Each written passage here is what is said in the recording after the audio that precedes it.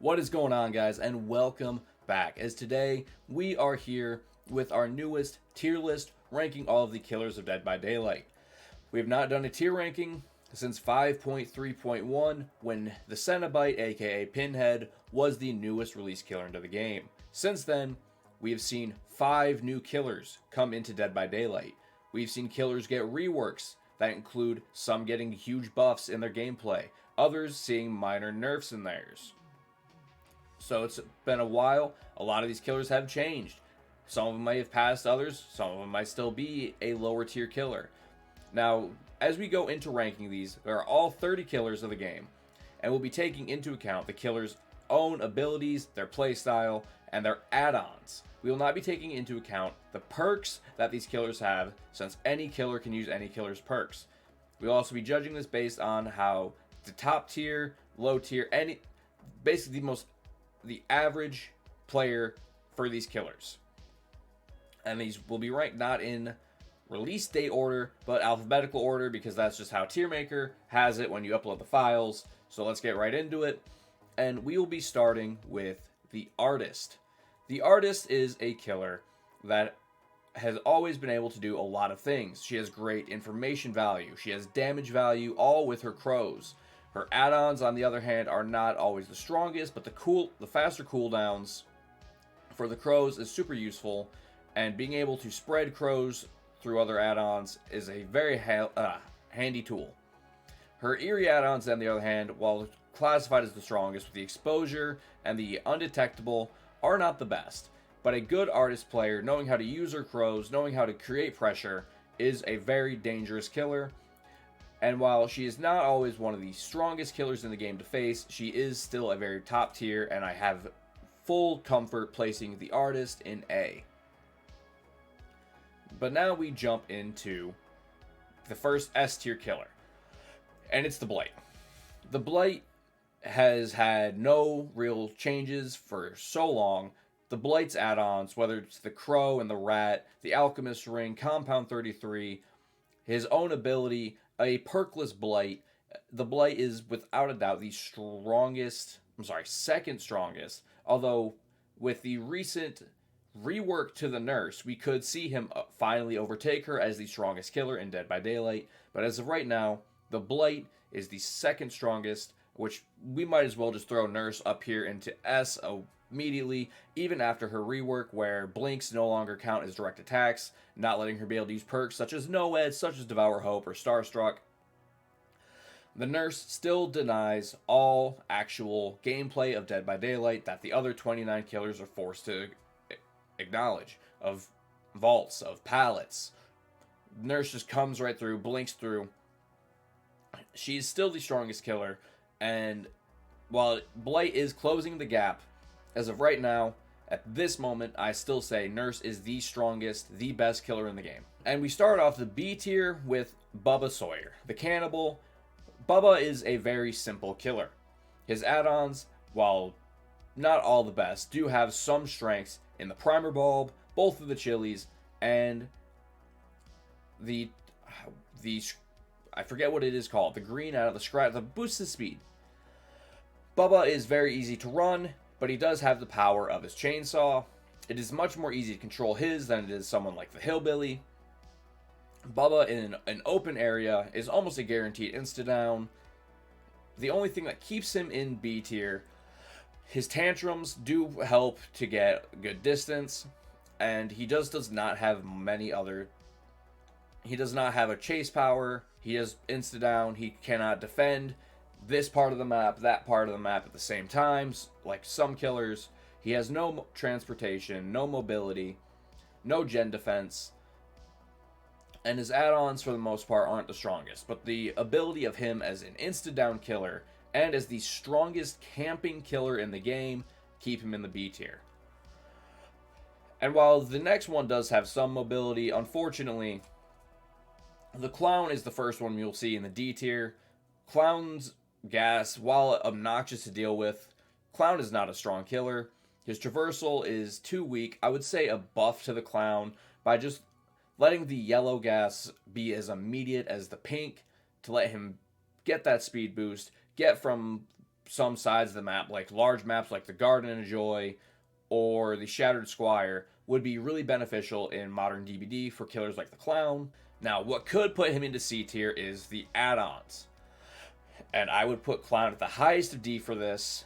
As of this moment, we'll see as we go through this list, but Redhead's Pinky Finger, the Insta-Down add-on, being able to add with more bottles is a very scary thought when it comes to the Clown, as probably one of the most common duo add-ons ran on Clown. But for right now, I'm comfortable leaving Clown at the top of D.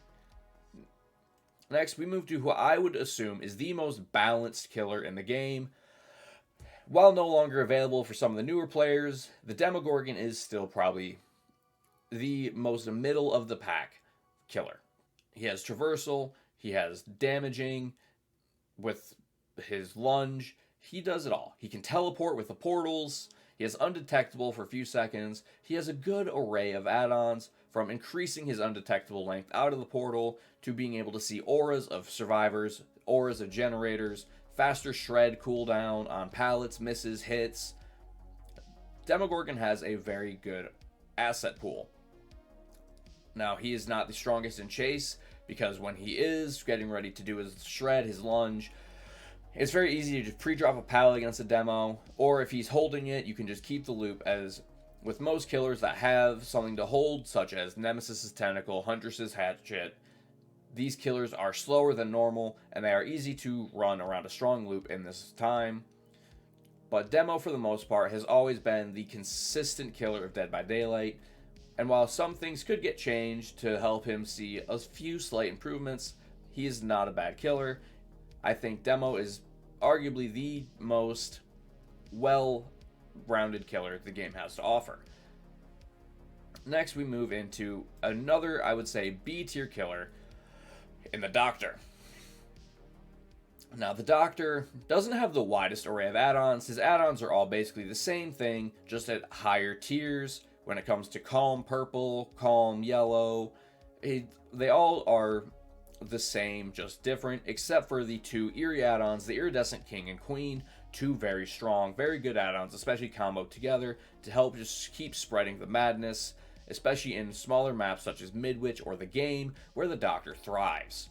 Doctor is being able to use his shock to help prevent pallets from being dropped, prevent a vault, or prevent even a flashlight save. By getting a nearby survivor trying to get that save into tier 3 madness, they cannot use their flashlight to blind. Doctor has this close range ability that is very dangerous, and while in open he's not as dangerous as a Bubba, in close counters Doctor will have a higher advantage. Next, we move into our next A tier killer, which would be the Dredge. The Nightfall is arguably one of the most annoying things to deal with in Dead by Daylight, and that makes it so powerful. And on the other hand, Dredge's ability to just maneuver locker to locker and get anywhere from any point in a map in just a few seconds is incredible. It makes gen perks, information perks, aura perks, everything on Dredge so powerful. Even perks such as Make Your Choice, which would always just be seen as a good perk for killers like the Hag or Demogorgon. Dredge thrives with perks like that too, creating a nice little niche. He also has an anti-loop power with his Remnant, but Dredge being able to cut off strong loops to either force survivors take the hit or go to the next loop or potentially waste a strong pallet is huge for the Dredge. He also has good add-ons to start with Nightfall to increase how often it comes. Add-ons like the Malthinker's Skull, which comboed with perks like Sloppy Butcher, make Dredge so strong, keeps Nightfall going, the teleporting even faster, and the killer instinct to knock down survivors that he can find from it. Next, we add our next killer to the D tier. Someone that has seen such a fall from grace during his time in Dead by Daylight, and that would be Freddy. Freddy's add-ons are arguably all the worst in the game. His Eries aren't that powerful. The paintbrush to start survivors in the dream world is nice, but after that you don't get much value out of it. And then everything else is just either survivors have to be asleep, or it is creating fake pallets instead of the dream snares. And what Freddy does have going for him that is one of his strengths that unfortunately other killers now with Dredge's lockers do even better is his teleportation to generators. And the problem with this is that his power gets cut off. Whereas Dredge can go locker to locker to locker to locker at any point in a game, or the Onryo can get her TVs at any point. Once a gen is done, Freddy cannot teleport to that gen, it is over. All 5 gens have popped, Freddy loses his power and is just an M1 killer for the end game. It is very unfortunate to have to deal with if you are playing Freddy, and most likely you will be getting out. Freddy's one true advantage does come from the notorious Freddy lunge, where Freddy's hitbox is insane on a lunge compared to those of other killers because of his reduced height. Next we move on to someone who, probably a while ago, would have been C tier. But thanks to recent updates, I think the Ghostface belongs in the B tier. Honestly, I would even say Ghosty is above the Doctor. I think Ghosty, honestly, he's above the Demogorgon. I think he's the perfect stealth killer. Whereas other ones are too inconsistent, lose their power, and vice versa. Ghosty can stealth when he needs to. The ability to crouch, lean, the fast stalk, the insta-downs, which are more consistent than a killer like Myers, are incredible. Now, his add-ons, even after a few reworks, aren't the strongest in the game, but they just can increase Ghosty's stealth ability, I guess. From instantly recharging to Night Shroud with breaking a pallet, to just knowing auras of revealed survivors. It is all there for the Ghostface to track, to stalk, to get the downs. Now, where Ghosty does have weaknesses is nothing of his own doing, but it is some of the map design, especially if you end up on a Coldwind map. You get just that bright yellow map. You see everything. It is very hard to stalk as a Ghostface when they can see you blatantly standing in a field of corn. It is very difficult to work with, but some Ghosties can get it done. I think Ghosty is right where he should be. I don't think he's too powerful, but he's not as weak as he was around this time last year, year and a half ago. Next we move on to another A-tier killer. And arguably, one of the killers, despite being an A-tier killer, you don't see, and that is the Hag. Hag players are super uncommon. Borderline rare. Now, Hag thrives in a lockdown. She's a better trapper than the trapper. You get a 3-gen against a Hag, she's holding it. You get basement against a Hag, someone is not going to escape because she can spread her traps much further, she can hold down an area, she can pop up completely unexpected with add-ons like the Rusty Shackles, she can have greater teleportation range, or she can have her own eerie add-on, which lets her teleport at any given time to any given trap, without it even being triggered by a survivor. The only downside to the Hag is her 4-4 speed. She's one of the slowest killers, and you see some of the newer Hags who don't trap. They try and get in chase, they try and bloodlust, and it is not the decision you want to make as a Hag, and I'm sure those players will learn in time. But Hag's ability to hold an area, especially right now in the Gen Kick meta, the Call of Brine, the Overcharge, the Eruption, no one holds a 3-gen better than the Hag, and the worst part is, with her ability to trap, you don't always see it coming. Now, unfortunately, we look at another killer, one, unlike the Ghostface, who has seen a rise, a fall from grace for the Hillbilly. While Billy does have his chainsaw as well, unfortunately his is not as controlled as Bubba. He does have better map pressure, being able to traverse the entire map in such a shorter period of time. He has better add-ons than Bubba when it comes to the chainsaw being either stealthy or hiding his terror radius or being a silenced chainsaw. However, Billy is a lot easier to outplay thanks to the overheat mechanic, which is something that just needs to go, and then constant nerfs to the dumbest things for Billy. RIP Sky Billy, you were such a good meme while you existed. But unfortunately, these things happen. Billy is notoriously easy. You don't even have to pre-drop a pallet against him like you would a Bubba, because it is harder for a Billy to hit the curves. Now, a very, very good Billy will hit these curves and you will be in danger. A very strong hillbilly does belong in the A to A plus tier.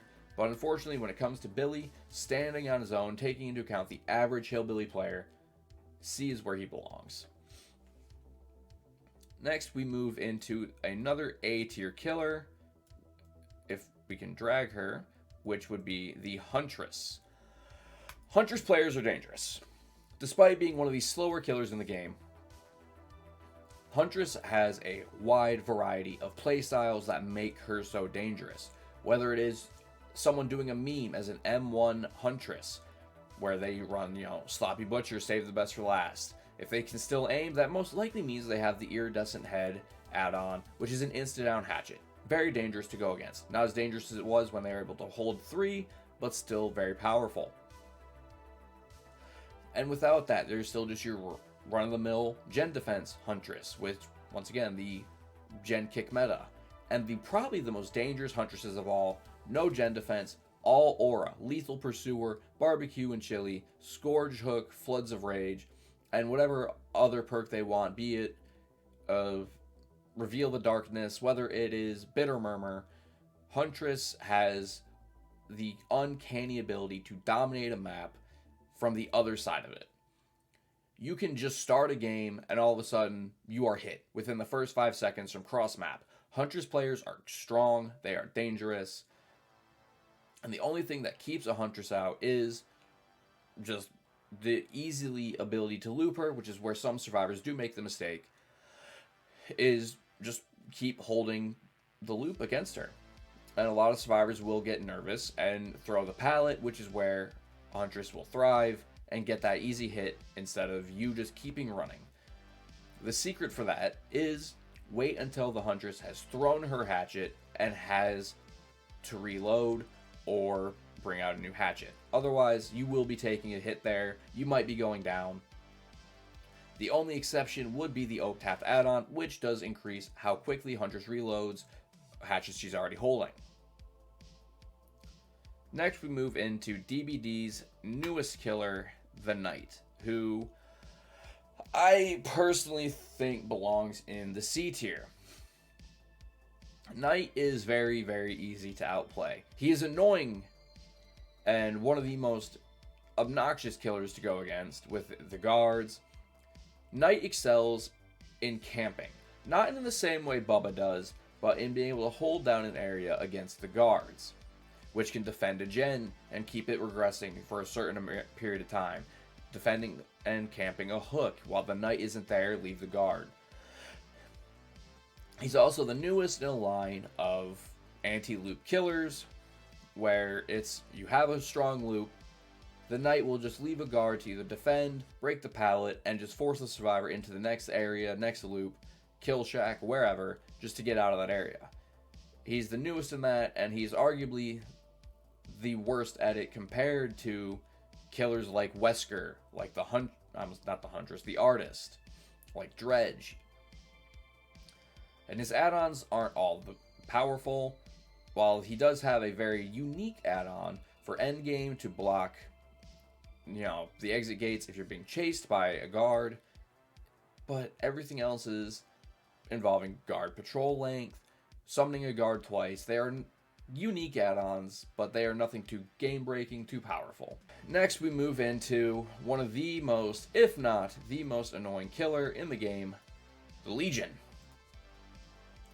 Legion, much like Ghostface, received a much-needed rework at some point last year, which just made Legion players even more obnoxious with a variety of add-ons, such as breaking pallets through a vault, the mangled pin or button, the Legion button, I think that's the green add-on, where you mend, you're broken, or just the combination of the tapes. Legion got a wide variety, or the Never Sleep pills and the sketch mural. Legion got a lot of new add-ons to make Legion players and Legion more annoying to go against.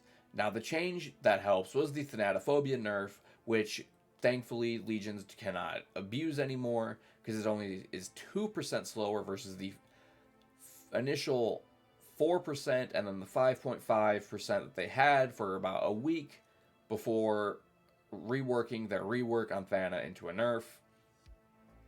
Now, Legion does thrive in a situation of injuring multiple people at once, and in a small map, say a Dead Dog Saloon, Legion is very, very dangerous. Legions can also use a variety of builds, but we don't want to focus on the perks here. I think when it comes down to it, Legion being able to vault pallets, vault loops, any vault in general, really, and stay in chase, injure multiple people, get it down if they hit all 4 survivors. It is a very, very annoying thing. Mending Simulator is arguably the most boring way to deal with in the game, but unfortunately that is how it is for the Legion, who prior would have been very low C, but thanks to the reworks, is probably, I'd say, a very good B.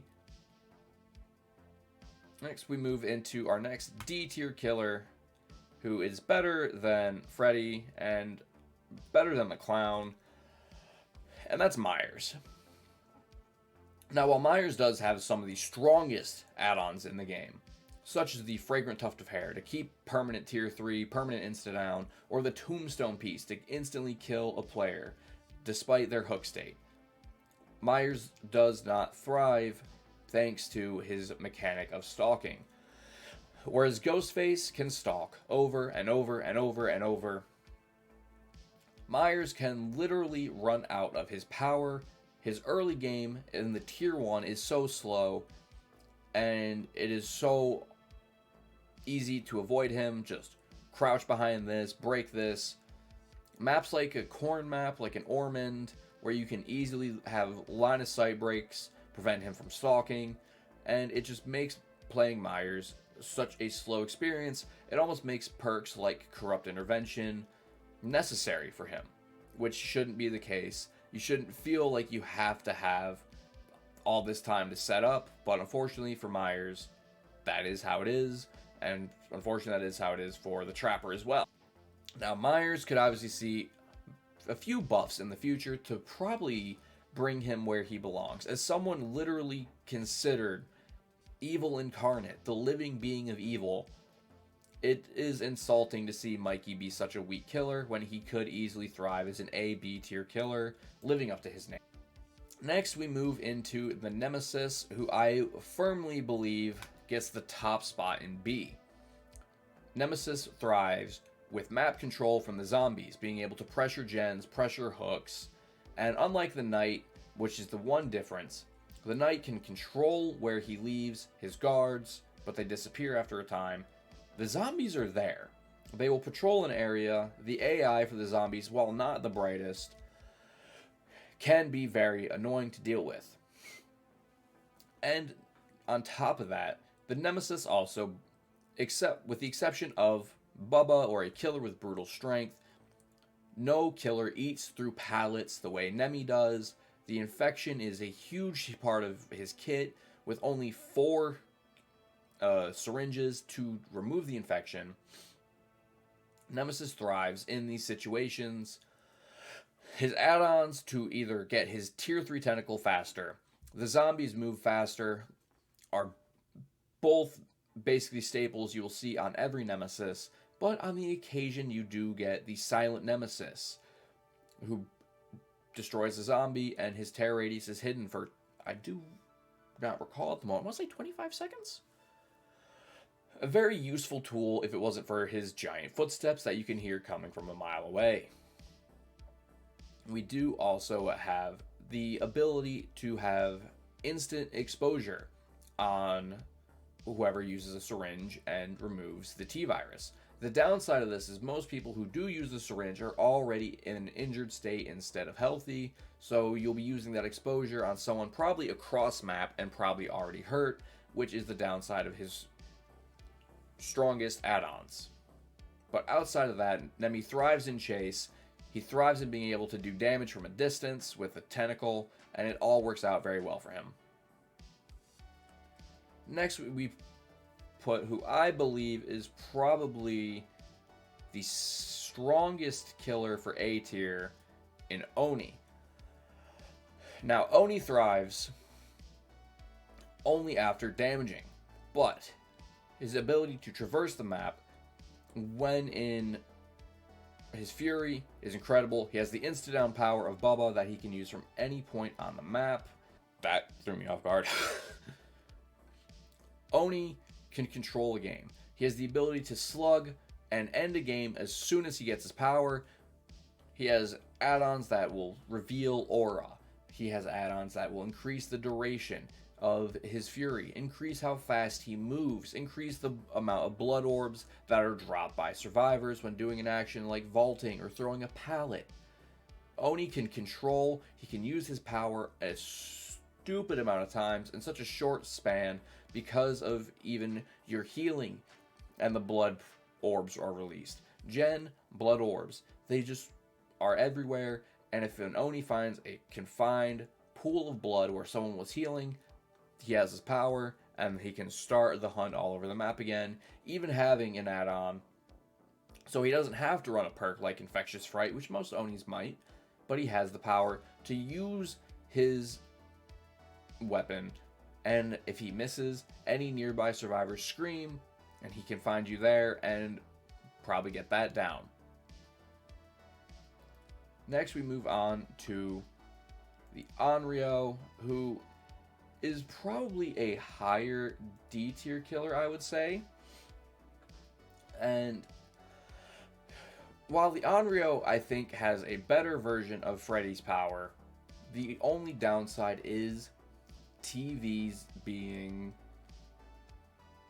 too long to turn back on without the iridescent add-on, which would turn on. I'm sorry, no, is it Eerie or is it purple?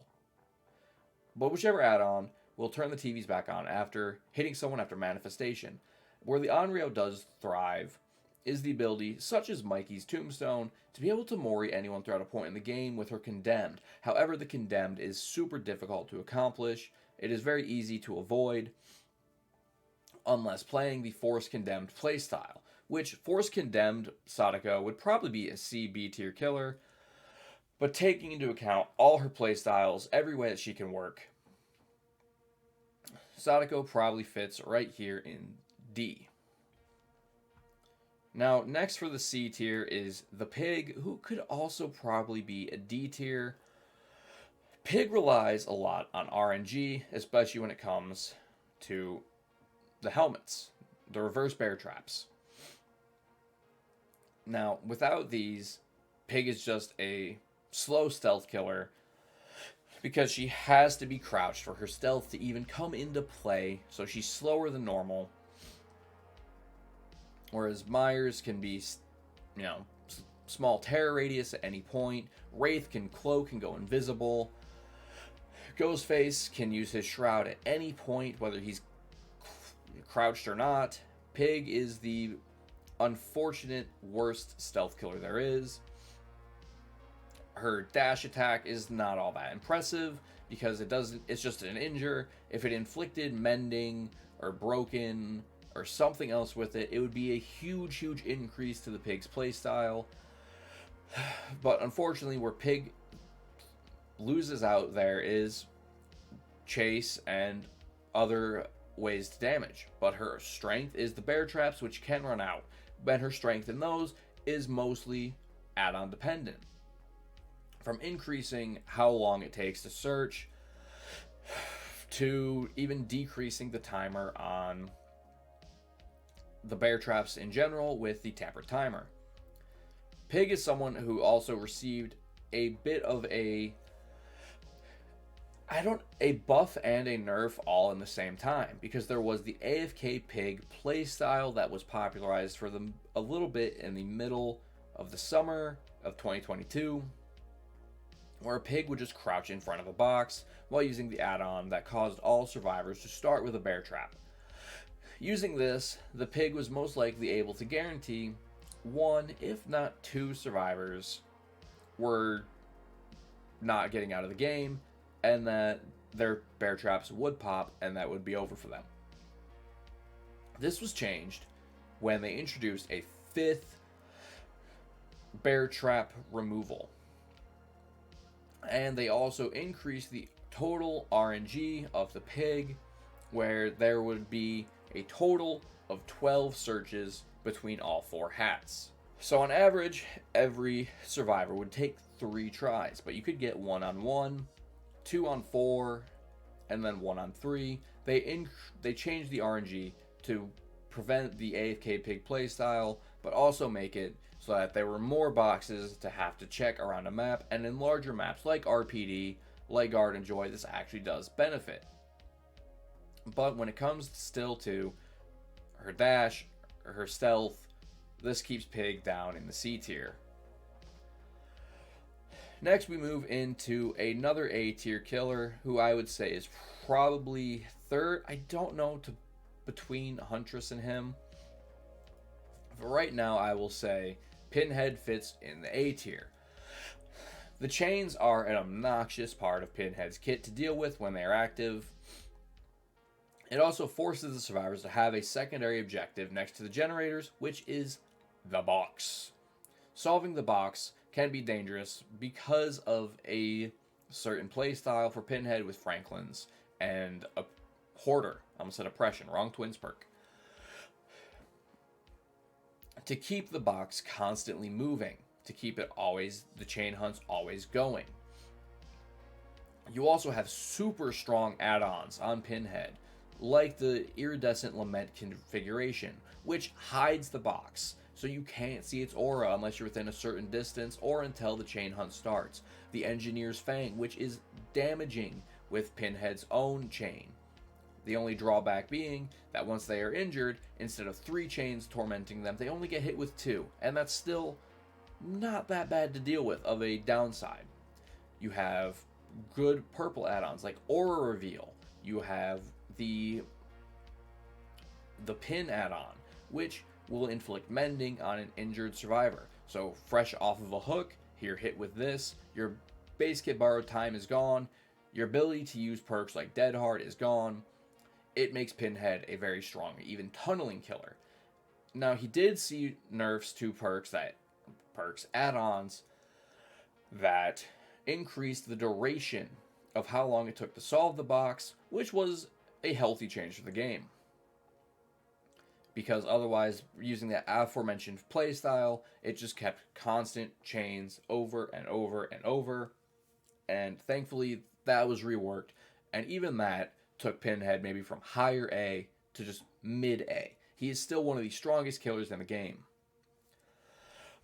But we finally see our first admission into the A+ tier, that is the Plague. The Plague is arguably how I'm putting this list, I will say the 4th strongest killer in the game, being able to keep survivors injured, being able to make the wary survivors not work on gens, strong add-ons to increase how quickly survivors get infected with the puke,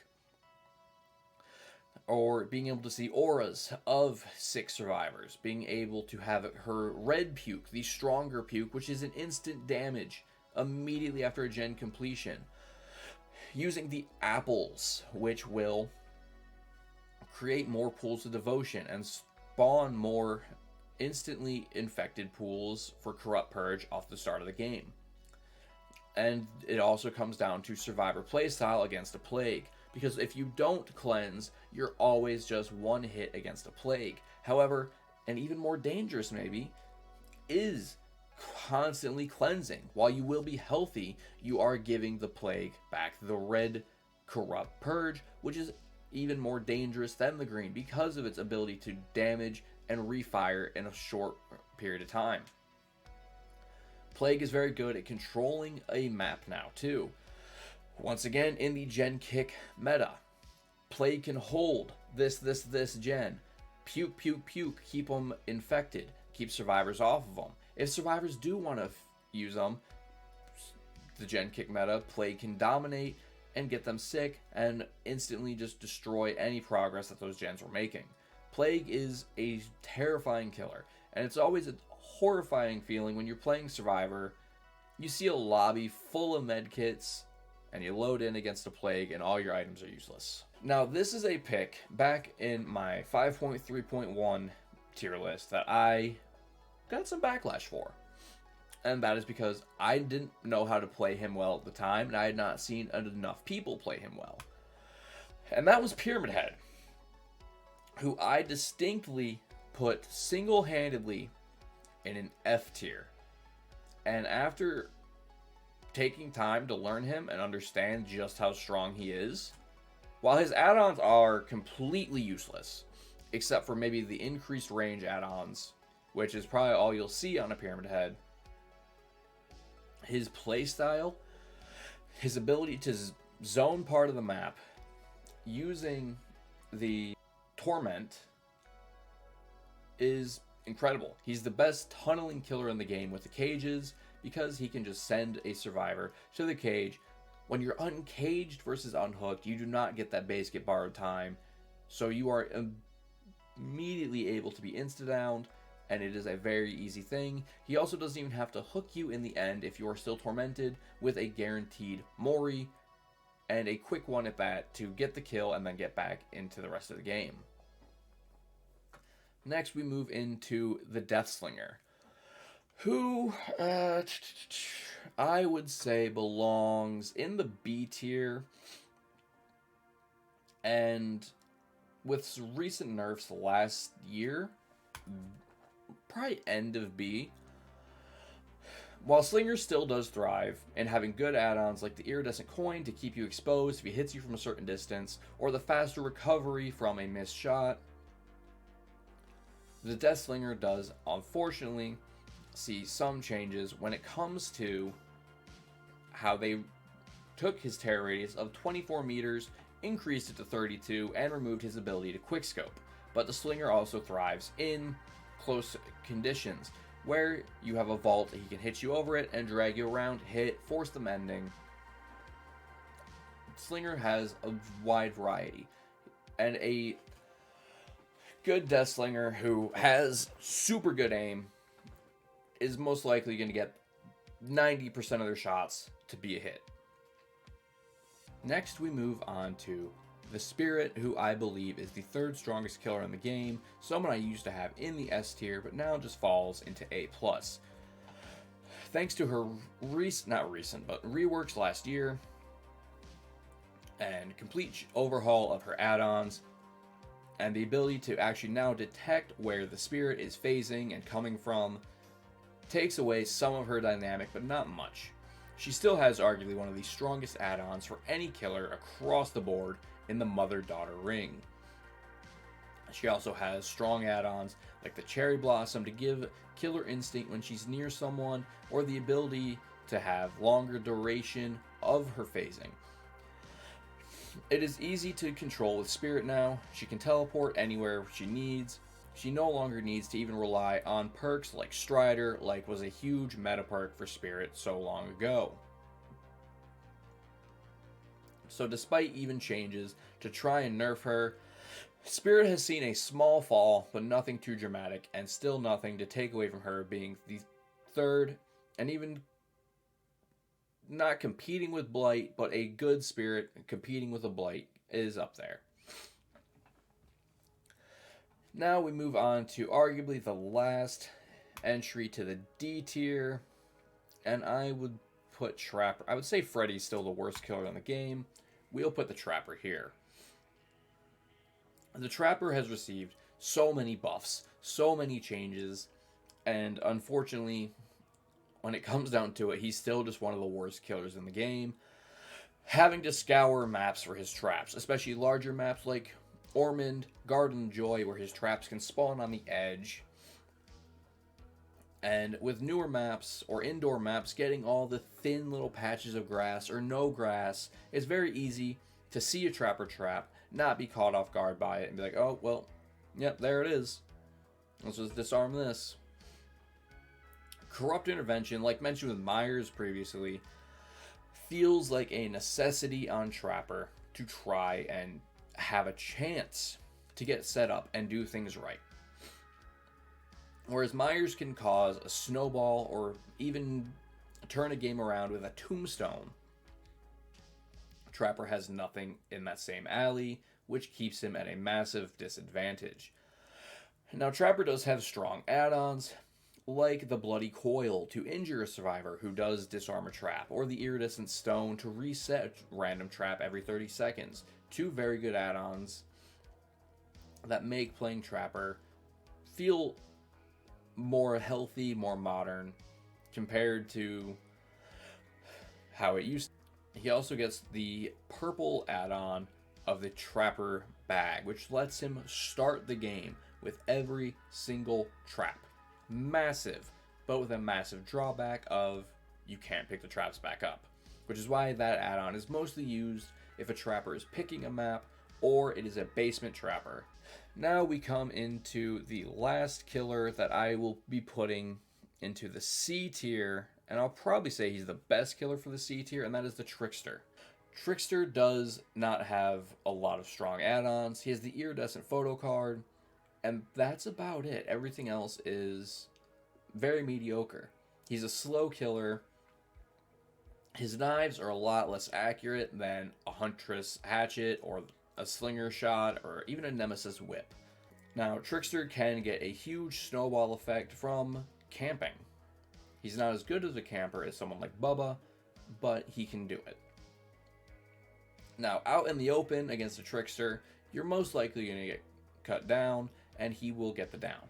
But in a map with easy line of sight break, a map like The Game, a map like Larry's, where there's so many vaults, so many pallets, so many ways to break line of sight against him, it's easy to just avoid the knives and not even get hit, which unfortunately comes down to his ultimate power being the fact that he can't even hold it. When he gets main event, it is on a timer for you to use, and it feels just super unfortunate to have to be told, hey, you have to use your power here, or lose it. If they had made this one small change, it would benefit Trickster so much. And even probably keep him in the B tier, if he could just keep main event. Speaking of the B tier, I think we put the Twins here. Now, while the Twins thrive as being the best slugging killer in the game, their add-ons aren't the best, and most of them are used to increase Victor's speed, or you have an undetectable Charlotte after her awakening. But it's also easy to counter the Twins with one survivor just holding on to Victor. And if they just hold Victor, Charlotte just becomes a simple M1 killer with no secondary power until she's able to recall him. And it is the ability of the slugging Victor's traversal to get multiple downs in a period of time that does keep them in the B tier, and thinking about it, maybe even lower than Bubba, but still a high B tier. Next, we move into Wesker, who I think is a stronger Demogorgon. Where I say Demogorgon is the most balanced killer in the game, for his playstyle, Wesker is him, but stronger. Wesker can traverse the map with the Virulent Bound. He can cause a hindered status from being fully infected with the Ouroboros. Wesker has super strong add-ons, whether it be his Iridescence, which can start the trial with survivors being infected, being able to break pallets with his bound, being able to use the Virulent Bound to vault pallets on its own or through a window like a Legion. Wesker thrives in doing so much. And the thing that comes at the detriment to Wesker is his 40-meter terror radius, which makes him quite easy to avoid sometimes because you'll be able to know that he's coming quicker than you would even a 32 like a Nemesis, or especially against a 24 like a Spirit or a Hag. Wesker, I think, has been he's been the strongest but not most broken killer that's come out in a while, and I think Wesker is probably one of the healthiest killers in the game to face. And next we move into who I would put above Deathslinger at the B tier is the Wraith. Wraith is simple. Cloak, uncloak, hit, cloak, chase, cloak, super strong add-ons like the Windstorm to keep him running faster, Shadow Dance to do things faster like kick, vault, break pallets. He has add-ons to really change his playstyle entirely. The Silent Bell or the Bell that you hear it everywhere can both cause two different playstyles. You have the All-Seeing, which can show you gen progress, which in the gen kick meta is super strong and super valuable, or the other All-Seeing, which just shows you auras of nearby survivors. Wraith has so many different playstyles thanks to his add-ons alone that just keep him as such a strong, valuable, and viable killer, despite being one of the original killers. And he thrives on this versus killers like Trapper and Billy that have gotten no love over the years versus as nice as things have been for the Wraith. Now, I don't know about you guys, this is my final tier list.